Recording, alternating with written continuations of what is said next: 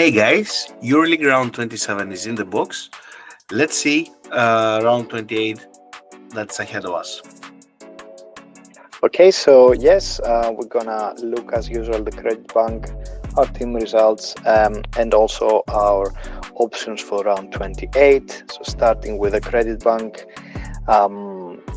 some big names on the upturn. So Francisco continues to be the one-man show, especially after Walker is off the team and back into NBA. Excellent games. You see he's now at 13.9 credit valuation, and as I mentioned, he is the main force for Zalgiris, so always a good option. However, he is getting a little bit expensive, but he is very, very productive. And then we also have Carlick Jones, that he had an amazing game, and he's quite expensive, 16.2. He's always a very decent option. He has a tough matchup against Olympiacos, but what I wanted to mention about Carlick Jones, he seems to be usually able, if he gets in a good form, to give really, really high fantasy points, sometimes above 25, 30, but is notable that 1 out of 3 times he plays, he's actually having singular fantasy points results. I include 1 time he had 10. So just be careful with him because he's quite expensive. Then with Abalde, I think he's having a decent year. He's getting the minutes. So if you're searching for a filler, a player for your bench, perhaps it could be a good idea. Still a bit expensive, but recently he's having very good showing with Real. In terms of the downside, I think most notable is Moneke. He had an off game. I mean, we also had him off our team because we expected to have a tough matchup. He only produced 5 fantasy points, but now with 0.6 credits less, perhaps is a good time to buy him in a discount. In terms of coaches, we see here Banki and Lasso on the opposite sides of the spectrum, but I would say both of them seem to have a favorable matchup. Banki plays at home versus his older team, his previous team, Virtus Bologna, and Lasso is playing also at home versus, if I'm not mistaken, Zalgiris. Both quite tough games, so they have quite a risk as options, but perhaps something you could look into. And with that, let's move on to our results. Yes, as you see for round 27, this round was not the best for us. I would say it was the worst. So far. Like, if I can go back, it's the 8th round we had a bad result again. We just got 126.1 fantasy points, and for the first time we didn't gain any credits, but we lost 0.2 credits, and that happened mainly because Case Davis, you see him now on the bench, he had 5 fantasy points, but Fenerbahce didn't have a good game versus Maccabi. Maccabi outplayed Fenerbahce. Also, you see coach Saron Ziaskevicius with minus 10 fantasy points. So we expected more from both of them. As you see, TJ Shorts as a captain gave us 44.55 fantasy points, Bolon Boy 19, Edwards 29, and Petrushev with Berzankov together close to 30 fantasy points. So overall we got more than 100, but we needed that push from the coach and Hayes Davis to get above the 150, let's say, mark fantasy points, but that didn't happen. However, if you see Jaite, Yul, Tonut, and also Schneider, all of them were the fillers from the team, and they managed to give us back close to 10, 11 fantasy points. So it was not a good round for us, but we will see the changes that we made. We made some big changes, some big names came to the team. Do you want anything to add, Bill, about round No, 27?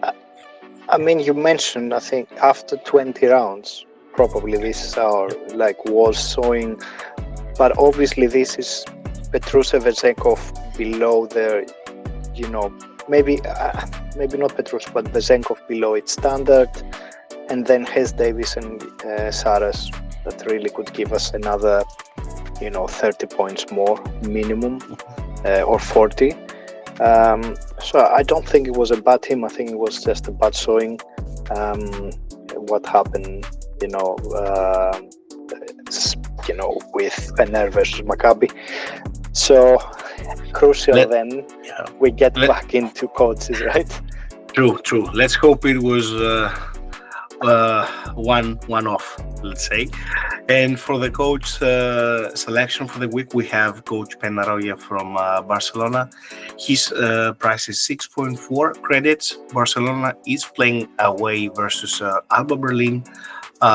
They had last game in Euroleague, they played against Real Madrid away, and they didn't give up despite they were missing key players such as Kevin Pander, their main scorer, but they didn't give up the game at any point, and they showed character, and that's why we believe that now versus Alba Berlin is a good opportunity for Barcelona to get back to the W column, especially because there is a big battle for the play-in tournament at the moment. Barcelona is 11th at the moment in the standings, and Real Madrid is 10th. They have the same wins and losses, but Real Madrid is ahead in their between games. And with that, let's see the trades that we made for round 28. Yeah, so pretty much we undo everything we done last round. Hayes Davis, Edwards, Zaite, and Jaskevicius, they're all out of the team. Hayes Davis, we really thought about it because at the start we wanted to keep him. We really, his quality is great. We really feel that he won't have many off games. But then when we see the matchup, actually he has a difficult matchup in versus Milano, and actually he didn't have the best score versus Milano last time around, in the previous round. So we really believe Hes Davis will pick up, if not this round, from the next round. But we still wanted to, use his lot of credits because we wanted to update our team. Edwards, a great game, and we would love to keep him, but we're also thinking about the upgrade. And then Zaite, I think we were expecting a little bit more, so we're happy to sacrifice that. So what we did, all of this is for us to be able to bring Mirotic and Maledon, that they are the expensive players. Mirotic, as we mentioned before, he was really on a discount. He really played, due to the injury, so his credit has been devaluating through the previous rounds. So now, first time back, 23.1 fantasy points and very slight increase in his value. So I think it's time for us to get him back in the team. And then Maledon, we actually sold him last time around, but he lost more credits, and we think it's probably the time for him in the matchup to bounce back versus Maccabi. Maccabi have also suffering from injuries as well, so it's a good chance for Maledon to turn on again to these really good performances he had before. And finally, we're closing the team with Harris as our bench player. We don't expect anything really from him, but he may get some playing time and he may give us some points, especially if we think that Booker is injured. And finally, Coach Coupe, they're playing home and there is a chance for them, to bounce back after losing at home last round, and it's just 4 credits. So with that, let's move on to our team. Yeah, so this is the formation for our team for on 28. Keep in mind we have 3 turns in this round. First round, as you see for turn 1, we have TJ Shorts, the only player from turn 1 in our team. So he is our captain for turn 1. Turn 2, we have most probably Mirotic as our captain. And as you see for turn 3, we have Zhankov and Maldon. Both can be captains. Maybe we're more inclined towards, let's say, Maledon, because as Bill said, if Maccabi plays again without Jokubaitis and Black, they will not have this depth at guard, so Maledon may find the space to get back to the usual performances that he does. But you cannot ignore Vazenkov and just say, okay, we go with Maledon. Also, Coach Poupé, as Bill said, this round has a lot of exciting games to watch. They had the derby in France, Paris versus Monaco. Thank you. Monaco. No, I got it. Paris versus Monaco is the French derby. We have Panathinaikos versus Real Madrid. So, Olympiacos versus Partizan. So it was a bit risky, even the coach, to choose, even for Poupé. But, overall, we believe now this team is, it has a depth from the bench, and also it has the key players that they will give the boost to get back to the good performances overall. Do you want to add anything, Bill, about the team?